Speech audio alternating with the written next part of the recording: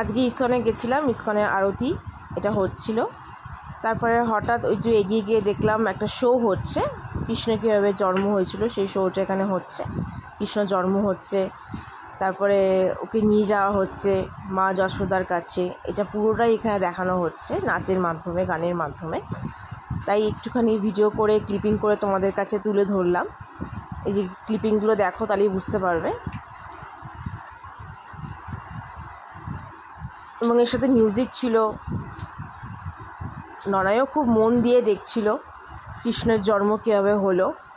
তারপরে মা যশোদার কাছে কৃষ্ণকে দিয়ে আসবে সেটা এখানে দেখাচ্ছে, সবাই দেখো। তারপর একটা নাচ হলো সুন্দর দেখে।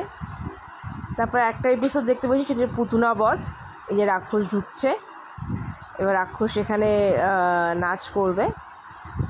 দেখো রাক্ষসটাকে সবাই দেখো, মন দিয়ে দেখো, ভালো মানিয়েছে, ইনফ্যাক্ট নেচেছেও ভালো ভদ্রমহিলা না ভদ্রলোক আমি বুঝতে পারিনি, তবে ভালো নেচেছে এইটুকুনি বলতে পারি।